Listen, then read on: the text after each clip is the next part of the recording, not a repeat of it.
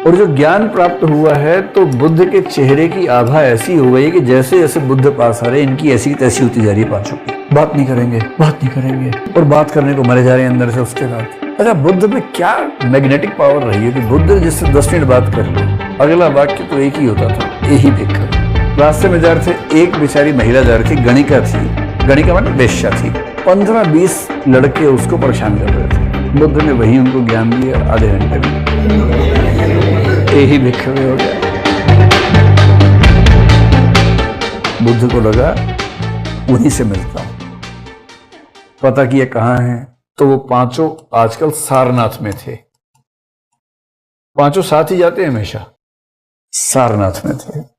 तो बुद्ध ने गया से यानी कि बोध गया से सारनाथ की ओर चलना शुरू किया। मतलब गया से सारनाथ का मतलब हो गया पैदल जाएंगे तो शायद 2 दिन का रास्ता होगा। तो बुद्ध ने चलना शुरू किया उस रास्ते पर, और सारनाथ के पास उनको देखा कि सामने पांचों बैठे हुए हैं। उन पांचों ने बुद्ध को देखा तो पांचों बात करने लगे, कहां से आ गया, क्यों आ गया, हम तो धक्का दे के भाग रहे थे, फिर पीछे आ गया हमारे, पानी भी नहीं पिलाएंगे इसको, हाल भी नहीं पूछेंगे इसका। फिर एक बोला बैठेगा तो अरे आसन रख दो, बैठना चाहे तो बैठ जाएगा, हम बात नहीं करेंगे। इस तरह से बात कर रहे हैं। एक आसन रखा हुआ, बैठना चाहेगा तो बैठ जाएगा, हम बात नहीं करेंगे, ना पानी पूछेंगे ना कुछ करेंगे। और बुद्ध आते जा रहे हैं पास में मुस्कुराते हुए। और जो ज्ञान प्राप्त हुआ है तो बुद्ध के चेहरे की आभा ऐसी हो गई कि जैसे जैसे बुद्ध पास आ रहे इनकी ऐसी तैसी होती जा रही है पांचों की।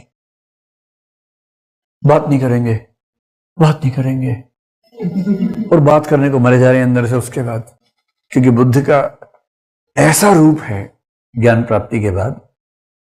और जैसे बुद्ध पास आए बिना कुछ बोले, एक ने उठ के उनका कमंडल ले लिया, एक ने उठ के उनका चीवर ले लिया, संभाल लिया, एक ने आसन दिया बैठिए, एक पानी लेके आया, एक पानी से उनके पैर धोने लगा बिना कुछ कहे। इनकी सिट्टी पिट्टी गुम हो गई है। और फिर ये बैठ गए आसपास कि अब कुछ बताएंगे बढ़िया सा। तो बुद्ध ने कहा मैं जानता हूं आप मुझसे नाराज हैं, लेकिन मैंने पिछले 28 दिनों की यात्रा में जो हासिल किया है वो पिछले 6 साल की यात्रा में नहीं किया था। ये उत्सुक हो गए, ज्ञान की खोज में बचपन से घूम रहे हैं, मिल ही नहीं रहे इन लोगों को। तो बोले हम जानना चाहते हैं आपने क्या हासिल किया है। तब बुद्ध ने बताया 4 आर्य सत्य क्या हैं। तब बुद्ध ने बताया प्रतीत्य समुत्पाद क्या है। तब बुद्ध ने बताया मध्यम मार्ग क्या है। तब बुद्ध ने बताया अष्टांगिक मार्ग क्या है। और कुल मिला के बताया धम्म क्या है, धम्म। और इन लोगों की आंखें खुली की खुली रह गई। बोले हमने जीवन में पहली बार कोई ऐसा धम्म सुना है जिसमें न कोई अलौकिक सत्ता है, बाकी तो शुरू ही वहां से होते हैं। हमने पहली बार ऐसा धम्म सुना है जिसमें कोई पैगंबर भी नहीं है, कोई पैगंबर नहीं, कोई एक निश्चित किताब नहीं है, जिसमें कोई भी आ सकता है, किसी के आने जाने पर रोक टोक भी नहीं है, और जिसमें दुनिया की हर घटना की व्याख्या प्रतीत्य समुत्पाद यानी सांसारिक नियमों से ही हो रही है। कोई चमत्कार की बात नहीं है, कोई कर्मकांड की बात नहीं है। और ऐसा धम्म, ऐसा रास्ता हमने कभी सुना ही नहीं। तो पांचों भावुक होकर बोले कि हे बुद्ध हमें अपनी शरण में लीजिए। तो बुद्ध ने पाली में कहा एहि भिक्खवे। इसका मतलब क्या होता है? आओ भिक्षु। याद रखना, एहि भिक्खवे। एहि भिक्खवे कहते ही वो पांचों आ गए बुद्ध के धम्म मार्ग में। और इन पांचों व्यक्तियों के बुद्ध के धर्म मार्ग में आते ही, यानी एहि भिक्खवे बोलते ही जो घटना घटी उसको बोलते हैं, कहां चला गया, धर्म चक्र प्रवर्तन। अरे ये घटना कहलाती धर्म चक्र प्रवर्तन। क्या बोला था बुद्ध ने? एहि भिक्खवे। याद कर लो, बीच बीच में इसका जिक्र आएगा, आपको बोलना पड़ेगा बीच बीच में एहि भिक्खवे। ठीक है। तो ये वाक्य बोला, वो पांचों आए और इसके साथ ही धर्म चक्र प्रवर्तन, यानी धर्म का चक्र चल पड़ा, पहिया चल पड़ा, इसको बोलते पहिया घूमना शुरू हो गया। ये घटना घटी सारनाथ में। अब 6 लोग हो गए धम्म में। अब संख्या बढ़ानी है क्योंकि बहुत सारे सेक्ट चल रहे हैं, 62 है, कंपटीशन भी है, और यदि बुद्ध के रास्ते में दम है तो उसमें ज्यादा लोग आने ही चाहिए, सीधी सी बात है। अभी तक बुद्ध के रास्ते पर कोई भी गृहस्थ नहीं आया है, केवल साधु लोग हैं, एक वो 5 ही। अगली ही सुबह एक बड़ी अच्छी घटना घटी। एक बहुत ही बिगड़ा हुआ लड़का था, यश समझ लीजिए उसका नाम था, बनारस का, एकदम रईस ज्यादा जो होता है ना, बिगड़ा हुआ अमीर ज्यादा, वैसा। बाप के पास बहुत पैसा था, खूब मौज करता था, रोज क्लब में जाता था। मतलब उस समय के क्लब सोच लीजिए जैसे होते होंगे, है ना, हर जमाने में कुछ तो होता ही है वैसा, तो उसमें जाता था। पत्नियां बहुत सारी थी एक तो, और उसके बाद भी बाहर भी रहता था, रोज सुरापान करना, 4-5 दोस्त ऐसे पाले हुए थे, हमेशा इस तरह में। उसके बाद भी जीवन से परेशान था। बुद्ध उन चीजों को पहले ही समझ गए थे, ये उन सब चीजों में डूबने के लंबे समय के बाद समझ पा रहे थे कि सब बकवास है। और एक दिन ये अपने गुस्से में घर छोड़ के चला गया कि मेरा जीवन बहुत निरर्थक है, मैं समझ नहीं पा रहा कि जीवन कैसे जीऊं। तो बड़बड़ाता वो घर से निकल गया था, रात भर घूमता रहा। सुबह सुबह बुद्ध सैर कर रहे थे, सामने दिख गया और कह रहे जीवन निरर्थक है, जीवन में ये नहीं, जीवन में वो नहीं। बुद्ध बोले इधर आओ। अच्छा, बुद्ध में क्या मैग्नेटिक पावर रही है कि बुद्ध जिससे 10 मिनट बात कर ली, अगला वाक्य तो एक ही होता था, यही भिक्षुवे। ऐसा चमत्कार था बुद्ध के अंदर। तो इससे बात की 10-15 मिनट, इसकी तो सिट्टी पिट्टी गुम हो गई कि भैया ऐसा भी हो सकता है ज्ञान। और उसने तुरंत कहा कि हे प्रभु, मुझे अपनी शरण में ले लो। तो बुद्ध ने क्या कहा,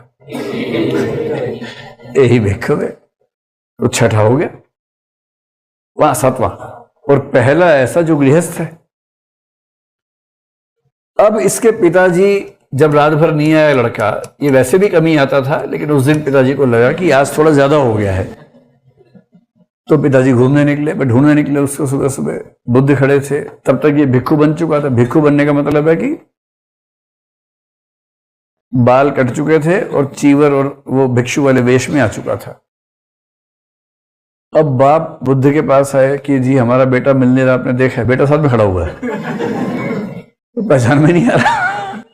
तो बुद्ध कह रहे कि हाँ, आपका बेटा मुझे दिखा था, जीवन से बहुत परेशान था, उसको मैंने धम्म के रास्ते पर लाने का प्रयास किया। बोले जी बहुत अच्छा आपने किया, बहुत बिगड़ा हुआ लड़का है, दुनिया के सारे कुकर्म करता है, अभी कहाँ मिलेगा? बोले यही है। यही है तुम्हारा बेटा। और तब बाप ने कहा अरे तुम हो। पर बाप खुश हो गया, बोले मुझे चिंता थी किसी गलत रास्ते पर ना चला जाए, ये तो अच्छे रास्ते पर गया है। और बुद्ध जी, इसकी माँ और इसकी पत्नी बहुत परेशान है, पत्नी या पत्नी है जो भी बोला होगा, बहुत परेशान है। उन्हें मैं क्या कहूं? आप एक बार अगर इसके साथ घर आ जाएंगे, भोजन कर लेंगे, उनको समझा देंगे तो राहत मिल जाएगी, हमें कोई दिक्कत नहीं है इसके साधु बनने से। बुद्ध ने कहा ठीक है, हम आज रात को भोजन पे आते हैं। रात को भोजन पे गए, उसको साथ में लेके गए, यश को, भिक्षु यश को साथ में ले गए। तब भिक्षु यश की माँ, भिक्षु यश की पत्नी बैठी। उनको पता लग गया था पहले ही कि मेरा पति भिक्षु हो चुका है या बेटा भिक्षु हो चुका है। अच्छा, माँ और पत्नी को भी अच्छा ही लगा, बोले जैसा ही काम करता था उससे तो बहुत अच्छा है कि भिक्षु ही बन के रहे, कम से कम थोड़ा तो इंसान बन के रहेगा। और माँ और पत्नी ने कहा कि हमें भी अपनी शरण में ले लीजिए। बुद्ध बोले ना ना ना ना ना। उनको बड़ी चिंता थी कि अगर भिक्षु संघ में महिलाएं आ गई तो भिक्षु संघ की ऐसी तैसी हो जाएगी। अच्छा, ये चिंता क्यों थी, हम इस पर आगे बात करेंगे, इस पर बहुत डिबेट है। लोग कहते हैं कि बुद्ध महिलाओं के खिलाफ थे, पर मुझे लगता है कि जैसे लोग भिक्षु बन रहे थे, अगर महिलाएं भी होती तो आप समझने में क्या कहना चाह रहा हूं कि बुद्ध को बड़ी चिंता थी कि भाई व्यावहारिक समस्याएं हैं, इनको दूरी रखो तो बेहतर है। बहरहाल यहां तक आते आते बुद्ध ने कहा कि नहीं, मैं आपको भिक्षु नहीं बना सकता हूं, भिक्षुणी नहीं बना सकता हूं, लेकिन हाँ आप वैसे बौद्ध परंपरा का सम्मान करना चाहें करें, तो ये दोनों उपासिकाएं बन गई कि हम गृहस्थ जीवन में रहते हुए ही उपासक वाले जीवन से जिएंगे। इनके पिता भी, यश के पिता भी, पत्नी भी और मां भी। फिर जब बाहर निकले, यश के 4 दोस्त, जो छठे हुए दोस्त घूम रहे थे, जो रोज शाम को घूमते हैं, वो दिख गए। यश को देखा, ये क्या हो गया भाई, ठीक हो तुम? उसने कहा आधा घंटा इनसे बात करो पहले।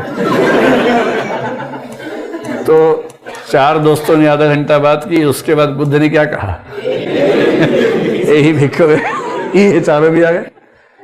होते होते 60 लोग हो गए।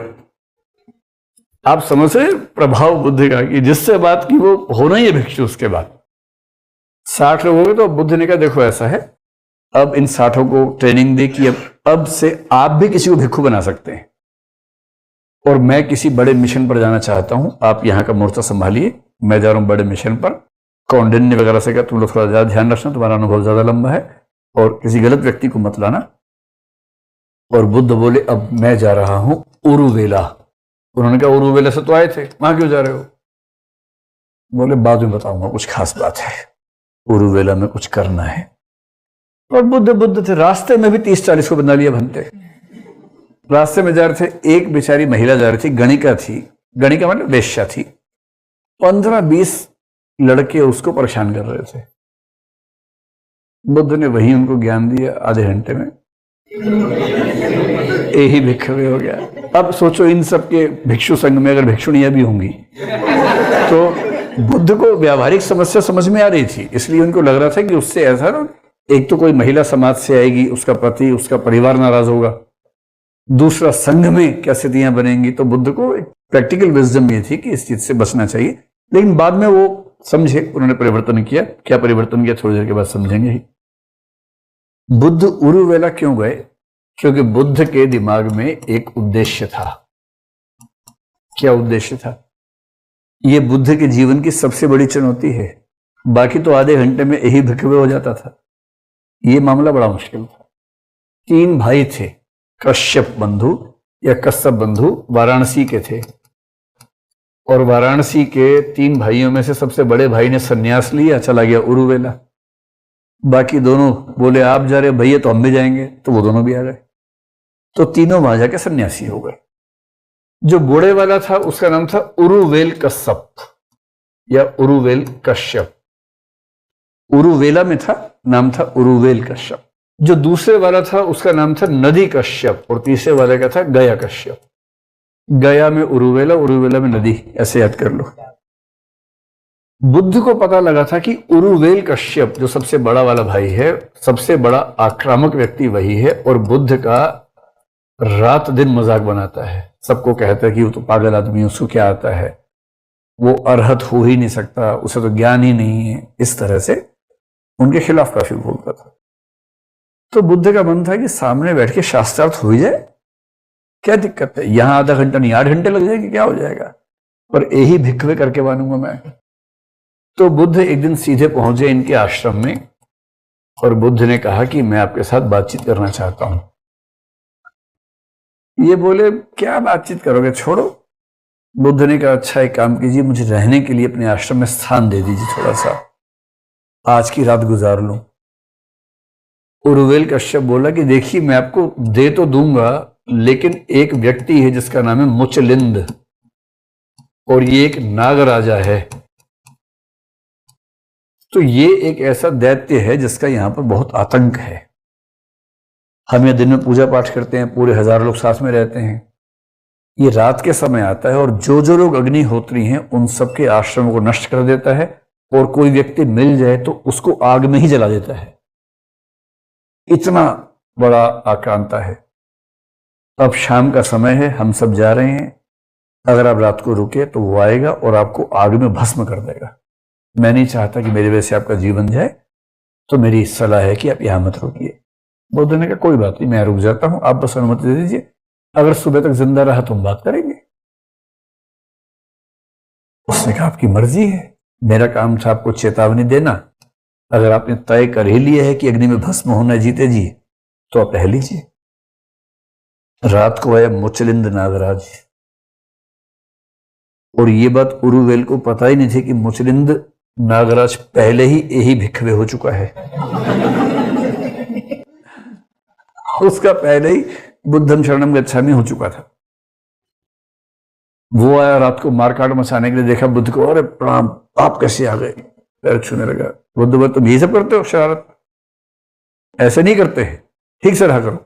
बोले जी आगे से ऐसे नहीं करेंगे, एक सब ठीक से रहेंगे। सुबह उरुवेल कश्यप आया, देखा कि बुद्ध के सामने मुचलिंद बैठा है कान पकड़ के। उसको कान पकड़ के बैठा नहीं था, मैं थोड़ा समझाने के लिए कह रहा हूं। उसकी तो आश्चर्य से हालत खराब, ये क्या कर दिया आपने। बुद्ध ने कहा नहीं, ये सब तुम करते रहते हैं, तो खास बात नहीं है, मैं आपके साथ बात करना चाहता हूं, शास्त्रार्थ करना चाहता हूं। अब वो बेचारा टाल रहा था बार बार। उसका मन था कि बुद्ध रहे यही, ताकि इससे बचा रहूं मैं मुचलिंद से, और बात करने का उससे ज्यादा मन नहीं था। तो बुद्ध भी 3-4 दिन वेट करते रहे, मौका ढूंढते रहे। अंत में मौका ढूंढ के दिन बोले कि मेरी बड़ी गहरी इच्छा है कि मैं अरहत शब्द की व्याख्या आपकी सुनूं और आपसे सीखूं से उसको कॉन्फिडेंस आ गया कि इसका मतलब मुझसे सीखना चाहता है। फिर बात हुई तो फिर होना ही था। आधा घंटा, 1 घंटा, 2 घंटे बातें हुई। अरहत शब्द को लेकर, अरहंत शब्द को लेकर जितने विवाद हो सकते थे सब डिस्कस हुए, और अंत में बुद्ध ने उसके सारे के सारे प्रश्नों का उत्तर दे दिया। और जब सारे प्रश्नों का उत्तर दे दिया तो उरुवेल कश्यप ने क्या कहा, नहीं वो तो बुद्ध कहेंगे। उरुवेल कश्यप ने कहा शरणम देहि, शरण दीजिए मुझे। और बुद्ध ने कहा यही भिक्खवे। और जैसे ही आए, बाल मुंडाए, कपड़े उनके बदलवाए और श्रमण वेश में आ गए। अब जैसे ये श्रमण वेश में आए, इन्होंने क्या किया, अपने आश्रम में जितना भी अग्निहोत्र परंपरा का सामान था सारा नदी में बहा दिया। नदी पड़ोस में बह रही थी। नदी का बहाव जहां था, उसके बाद उनके दोनों छोटे भाइयों का आश्रम था। उन्होंने नदी में देखा कि सारे बर्तन हमारे ही आ रहे हैं। वो घबरा गए कि ये क्या हो गया, भागे भागे गए। वो भागे भागे गए तो उनके सारे शिष्य 500 वही भागे भागे गए। इधर उरुवेल ने जब श्रमण वेश धारण किया, बाकी 500 बोले हम क्या करेंगे, हम भी कर लेते हैं। तो 500 हो चुके थे, 500 पीछे से भागे भागे आ रहे हैं। नदी और गया कश्यप वाले। उन्होंने आके देखा, अरे ये क्या हो गया है। तो गया और नदी ने पूछा, मतलब नदी कश्यप और गया कश्यप ने उरुवेल कश्यप से पूछा कि बड़े भैया ये क्या हुआ, आप तो बहुत विरोधी थे। उरुवेल ने बताया कि मैंने आज इनसे जो बात की है कुछ घंटे, तो मुझे लगा कि जितनी स्पष्टता इनको है उतनी स्पष्टता हमें नहीं है, और ज्ञान का यही तरीका है कि कोई आपको अपने से बेहतर मिले तो आप उसको फॉलो करें। तो मैंने बहुत होशो हवास में सोच समझ के फैसला किया है कि मैं इनकी परंपरा का श्रवण बन के रहूंगा। तो दोनों छोटे भाई बोले, भैया हम तो आपके पीछे चलने वाले हैं, आप वहां जाएंगे तो हम भी वहीं जाएंगे, हम वही सेम ऑप्शनल सब्जेक्ट लेंगे जो आप लेते हैं भैया, हम तो वही तैयारी करेंगे, वही प्रैक्टिस करेंगे सारी।